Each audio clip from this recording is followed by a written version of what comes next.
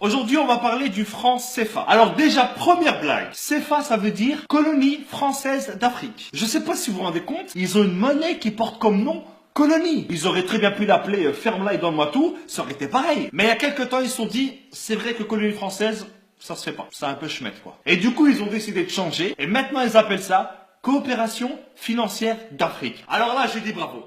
Là, je dis bravo. Là, c'est excellent, c'est excellent. Je pense que ce changement, ça a été le plus gros jeu de t'emmerde de l'histoire. Non, mais parce que changer uniquement le nom d'un truc pareil, ça sert à rien. C'est comme si moi, demain, je m'appelle Jean-Marc. Mais même si je m'appelle Jean-Marc, mon visage, lui, il te donnera toujours envie d'appeler la police. Donc cette monnaie, elle est utilisée dans 14 pays, pour plus de 100 millions d'habitants. Et devinez où est-ce qu'on imprime les billets? En France. Donc la France, à elle toute seule, dans 2 villages paumés que personne ne connaît, fabrique une monnaie dont dépendent 100 millions de personnes. Donc si demain, Jean-Jacques le révolté avec ses copains, ils font grève, parce qu'en France, la grève, c'est limite une religion, eh ben t'auras 100 millions de personnes qui seront peut-être dans la merde. Mais attends, c'est pas tout. Les pays qui utilisent le franc CFA, ce sont les seuls pays au monde qui payent un impôt à un autre pays. Chaque année, ils sont obligés de donner 50% au trésor public français. Déjà que la France, elle exploite à fond et depuis des années les ressources de ces pays. Et en plus, ils doivent donner la moitié de ce qu'ils gagnent à des mecs qui n'ont même pas levé le petit doigt. C'est comme si tu venais chez moi, que tu me volais tous mes meubles et que en plus tous les mois je dois te donner la moitié de mon salaire. Sans parler du fait que hier soir tu avais déjà cambriolé mes grands-parents. Il y a 3 banques centrales africaines qui gèrent l'économie et la vie de millions de personnes. Et devinez qui est-ce qui a un droit de veto dans chacune de ces banques? Ça sera la France. Donc si un jour un pays comme le Mali décide d'emprunter de l'argent à une de ces banques pour faire un pont pour son peuple, et ben à ce moment-là, il y a un mec qui vient du fin fond de Roubaix, que personne ne connaît,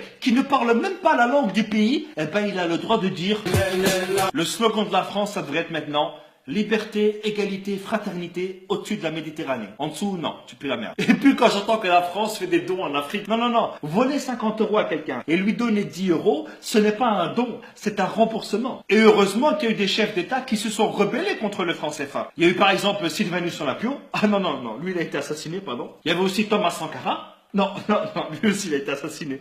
Non. Il y a aussi Modibo Keïta.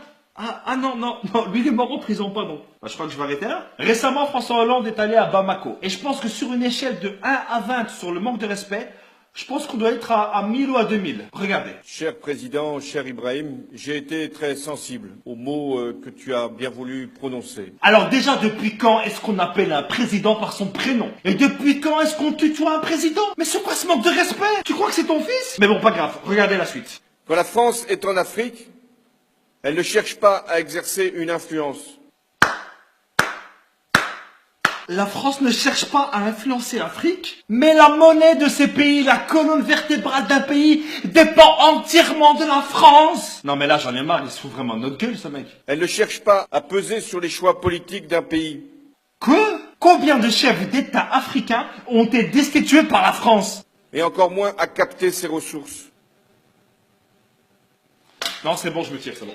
J'ai l'impression que plus c'est gros, plus ça passe. La France, elle est là aujourd'hui uniquement grâce aux ressources de l'Afrique. La France, elle a comme ressource naturelle que le vent et la pluie. Et si la France ne s'intéresse pas à tout ça, qu'est-ce que vous faites à chaque fois en Afrique? Vous savez, à chaque fois qu'un président français va en France, c'est uniquement pour vérifier les stocks et voir si les employés travaillent bien. Aucun pays ne peut prendre son indépendance s'il ne gère pas lui-même sa monnaie. C'est pas possible. Je ne peux pas nourrir ma famille et m'occuper de mes enfants si tu voles à chaque fois dans mon frigo et que tu gères mon argent. Le franc CFA, c'est un système qui est mis en place uniquement pour aider le peuple français. Voilà les amis, c'est ici que s'achève cette vidéo. J'espère qu'elle vous aura plu. C'est l'une des vidéos les plus compliquées que j'ai eu à faire. Donc je compte sur vous pour partager un maximum cette vidéo.